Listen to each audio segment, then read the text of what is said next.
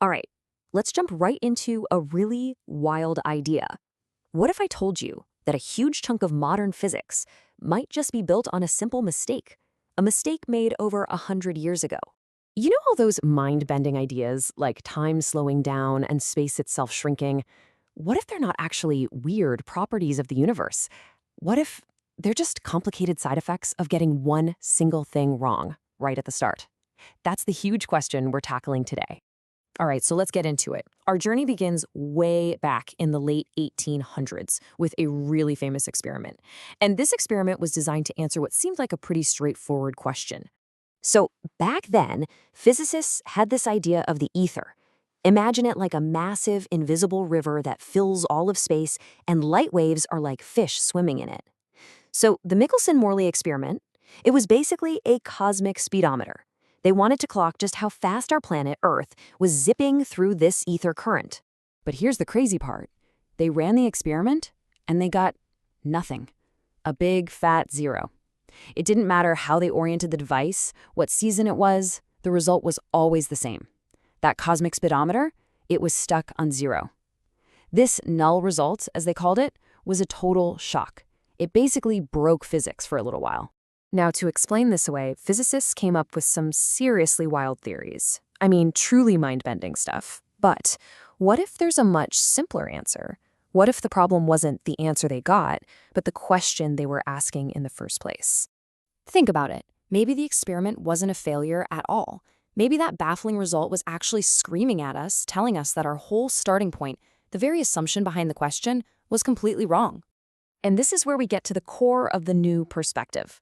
So the old way of thinking was that light is an object, like that fish swimming in the river of ether. But this new idea, it's way more radical. It says light isn't a thing moving through space-time. Light is the standard for space-time. It's the universe's ultimate ruler. And this is the key. If light is the universe's measuring stick, then trying to measure its speed is, well, it's like trying to measure a ruler with itself. What are you going to get? The difference is always zero. Suddenly, that null result isn't some deep mystery. It's just common sense. It was the only possible answer. So if this idea is right, who figured it out? Well, believe it or not, the answer might have been hiding in plain sight for over 100 years. It was buried in the math of a guy named Hermann Minkowski. And the wild part is, he might not have even fully grasped what his own work was really telling us about the physical world. Minkowski was the genius who took Einstein's special relativity and gave it this beautiful geometric shape. He's the one who showed us that, hey, space and time aren't two different things. No, they're woven together into the single four-dimensional fabric that we now call space-time. And this really gets to the heart of it. In this 4D space-time view, light isn't just moving really fast. No, it's something way, way deeper. It's the universal exchange rate between space and time. Think of it like a currency conversion. It's the fundamental constant that holds the whole fabric of reality together. Okay, so this next part is pretty visual, and it's super important for understanding this whole idea. We have to wrap our heads around the fact that there are two totally different ways to look at any event that happens in the universe. First, we have what we're going to call the blueprint view. So you can think of this as a kind of God's eye view. It's like a perfect architectural blueprint of an event, frozen at a single instant. Let's call it t equals 0. In this blueprint, everything is laid out. All the information is there instantaneously. It's the pure, objective plan of what happened. But that's not how we actually experience things, right? As physical beings in the world, we have a totally different perspective. And that brings us to the second view, the photograph. This is the camera's eye view. It's what you, or any observer, actually sees. And the big difference here is that unlike the blueprint, it is not instantaneous, not even close. For you to see anything, that information, light, has to physically travel across space and take time to get to you. So how do we connect these two views, the perfect blueprint and the delayed photograph?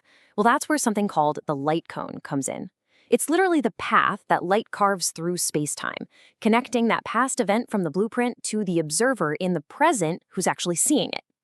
Okay, so this difference, this gap between the instantaneous blueprints and the time-delayed photograph, this is what leads us to the final and honestly the most mind-bending part of this whole idea. So let's really think about this. If everything we see is just light that's traveled over time to reach our eyes, what is a photograph, really? There's actually a pretty cool analogy for this from an old anime called Armor Trooper Bottoms. See, the main robot has this turret lens that physically clicks and rotates to different scopes.